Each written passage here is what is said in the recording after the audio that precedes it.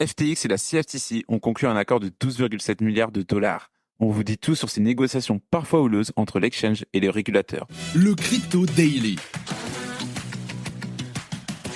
Mon nom est Benjamin Cohen. Et vous êtes bien sur le Crypto Daily. Le podcast qui traite de l'actualité crypto, NFT et métaverse. Dans vos oreilles, chaque jour, du lundi au vendredi. Salut, c'est Thomas du Crypto Daily. J'espère que vous allez bien et c'est donc notre actualité principale aujourd'hui. On parlera aussi des récentes annonces entourant la candidature de Donald Trump avant d'évoquer la taxation des cryptos en Corée du Sud. Mais avant tout ça, et comme d'habitude, le coin du marché. Here comes the money. Here we go. Le marché continue de voir la vie en vert en ce milieu de semaine. Le Bitcoin gagne 3,60% sur les dernières 24 heures pour un prix de 65 340 $. L'Ethereum augmente aussi de 3% et se situe à un prix de 3 490 $. Le BNB et le Sol progressent respectivement de 2,70% et 4,75%. Le XRP gagne 13,50%. Le thon chute de 1,50%. Le Doge augmente de 3,65% et la DAS suit la même trajectoire avec une hausse de 3,55%. FTX et la CFTC concluent un accord de 12,7 milliards de dollars. FTX et la CFTC ont convenu d'un règlement de 12,7 milliards de dollars sous réserve de l'approbation d'un juge du Delaware. Pour rappel, la CFTC a déposé une plainte en 2022 contre la bourse, Sam Bankman-Fried et Alameda pour fraude. Le régulateur affirmait alors que leurs actions ont fait perdre 8 milliards de dollars aux clients. De son côté, l'agence avait initialement demandé 52,2 milliards de dollars selon la proposition de règlement. Et dans le cadre de ce règlement, la CFTC a accepté de ne rien recevoir tant que FTX se conformera à son plan de réorganisation. Par conséquent, FTX versera jusqu'à 12,7 milliards de dollars aux créanciers sous réserve des fonds disponibles. À noter que l'accord de règlement est divisé en 8,7 milliards de dollars de restitution et 4 milliards de dollars de dédommagement. Les 4 milliards de dollars de dédommagement seront subordonnés au paiement préalable des créances de tous les créanciers selon le document déposé.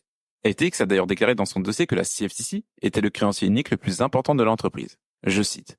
Compte tenu de la conduite des plaidoyers de culpabilité et des condamnations des initiés de FTX, les débiteurs sont confrontés à une responsabilité potentielle très importante vis-à-vis de la CFTC. En parallèle de cet accord, les créanciers de FTX doivent décider d'ici août si le remboursement se fera en dollars ou en crypto-monnaie. Pour rappel, les débiteurs avaient révélé leur plan de réorganisation en mai dernier. Ils ont déclaré qu'ils prévoyaient de donner à 98% des créanciers de l'entreprise au moins 118% des créances qui leur sont dues. Attention tout de même, puisque seuls les créanciers dont les créances sont inférieures à 50 000 $ seront éligibles à la compensation de 118%. Mais tout n'a pas été si simple. Malgré cet accord, une opposition au plan de remboursement existe en raison de la valorisation des actifs au moment de la faillite et non à leur valeur actuelle. Cette situation crée évidemment des tensions parmi les créanciers, certains estimant que cette méthode de remboursement les désavantage. Ils ont notamment affirmé que la succession devrait payer les crypto-monnaies en nature plutôt qu'en dollars. Mais cette issue semble compromise pour les créanciers de FTX. En effet, le chapitre 11 qui régit les faillites d'entreprises aux États-Unis prévoit des remboursements à la valeur des actifs lors de la chute d'une entreprise. Si tu aimes le Daily, une note et un commentaire nous aident énormément. Aussi, si tu ne veux rien rater de l'actualité, abonne-toi. Elon Musk va soutenir la campagne de Donald Trump. L'ex-président des États-Unis, en campagne pour sa réélection, vient d'obtenir un soutien financier colossal de la part d'Elon Musk. Mais cela s'est fait en 2 temps. Dans un premier temps, le PDG de Tesla a d'abord réagi à la tentative d'assassinat qui a visé le candidat républicain, annonçant son soutien plein et entier. Mais selon une information du Wall Street Journal, ce soutien va encore plus loin. Elon Musk compte tout simplement donner 45 millions de dollars par mois pour la campagne de l'ex-président. Les fonds seront destinés à un super PAC, c'est-à-dire à un comité d'action politique qui agit en tant que groupe de pression. Depuis 2010, les super PAC n'ont plus de limite en ce qui concerne les dons, puisqu'ils sont censés être indépendants des partis politiques. Mais dans les faits, ceux-ci sont affiliés officieusement. C'est donc grâce à cette petite astuce que Elon Musk va pouvoir faire des dons aussi importants aux candidats républicains. Le super PAC soutenu par Elon Musk a d'ailleurs pour but d'inciter les électeurs à voter pour l'élection de novembre prochain, et il a déjà été soutenu par d'autres grandes figures de la tech et des crypto-monnaies, dont les frères Winklevoss qui dirigent la plateforme d'échange Gemini. De son côté, Elon Musk n'y aurait cependant pas participé avant ces derniers jours, ayant manifestement décidé de contribuer suite à la tentative d'assassinat de Donald Trump. Pour rappel, le candidat républicain a trouvé un soutien net de la part de certains acteurs des crypto-monnaies grâce à un positionnement très pro-crypto ces derniers mois. Et parmi ces soutiens, on trouve par exemple le fondateur de la plateforme d'échange Kraken. Ce dernier a récemment fait un don de 1 million de dollars à Donald Trump. De son côté, le candidat a aussi annoncé qu'il choisissait J.D. Vance, sénateur de l'État d'Ohio, pour devenir son vice-président en cas de réélection. Le choix de J.D. Vance a davantage enthousiasmé la communauté des crypto-monnaies. Mais pourquoi? Eh bien tout simplement parce que le sénateur s'est plusieurs fois fait remarquer pour ses prises de position en faveur des crypto-monnaies.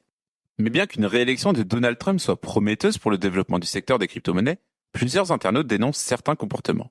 Ils estiment que certains partisans des crypto-monnaies pourraient être trop facilement influencés par les prises de position pro-crypto, et selon eux, ils risquent de voter pour des candidats pro-crypto sans approfondir d'autres aspects de leur programme.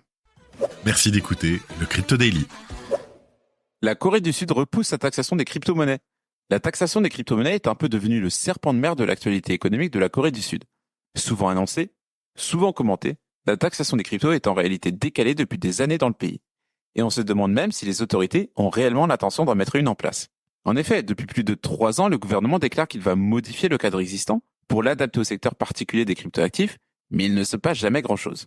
Prévu pour le 1er janvier 2021, puis décalé au 1er janvier 2025, la mise en place de cette nouvelle taxe spéciale crypto ne devrait donc pas voir le jour avant plusieurs années. En tout cas, c'est ce que l'on déduit si l'on en croit la dernière proposition de loi du PPP, le parti présidentiel au pouvoir depuis 2022.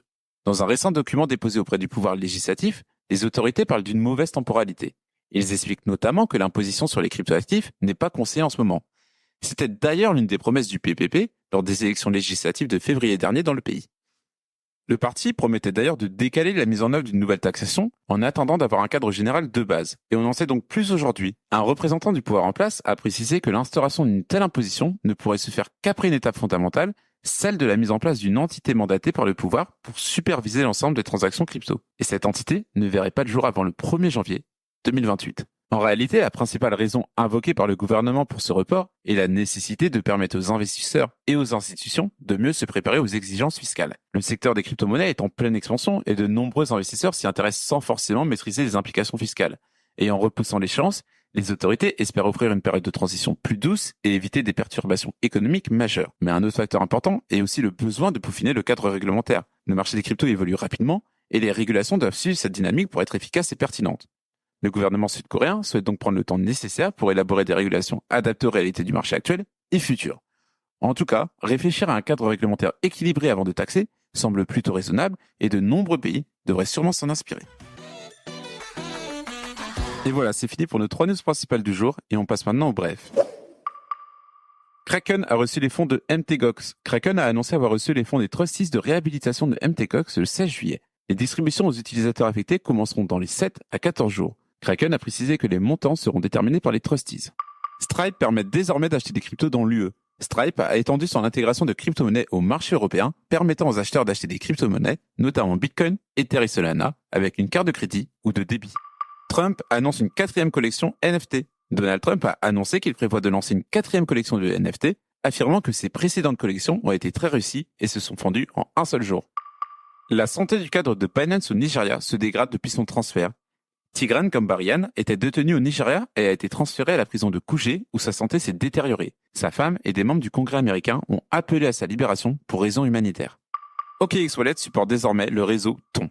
OKX a annoncé aujourd'hui que son service de portefeuille prend désormais en charge Ton. Avant Ton, OKX Wallet avait ajouté le support pour NIR, Blast et Zcash Nova. Et on termine par Craig Wright qui est contraint d'affirmer sur ses réseaux qu'il n'est pas Satoshi. Craig Wright a été contraint par un juge britannique de déclarer qu'il n'est pas Satoshi Nakamoto, le créateur de Bitcoin. Le juge lui a ordonné de publier cette déclaration sur son site web, sur son Slack et sur X. Nouvelle vidéo en ligne. Nous avons eu le plaisir de recevoir Thibaut Souchal, le cofondateur de l'application d'apprentissage Web3 Learnify. Learnify est une application dédiée à l'apprentissage personnalisé. Elle s'adresse à la fois aux étudiants et aux professionnels en offrant une large gamme de cours adaptés à divers besoins éducatifs. Le lien vers la vidéo est en description. Et voilà, c'est la fin de ce résumé de l'actualité du jour. Évidemment, pensez à vous abonner pour ne pas rater le suivant, quelle que soit d'ailleurs l'application que vous utilisez pour nous écouter. Rendez-vous aussi sur Twitter et LinkedIn pour d'autres contenus d'actualité exclusifs. Et je crois que j'ai tout dit. Faites attention à vous, et moi je vous dis à vendredi. C'était Benjamin pour le Crypto Daily. Merci et à très vite.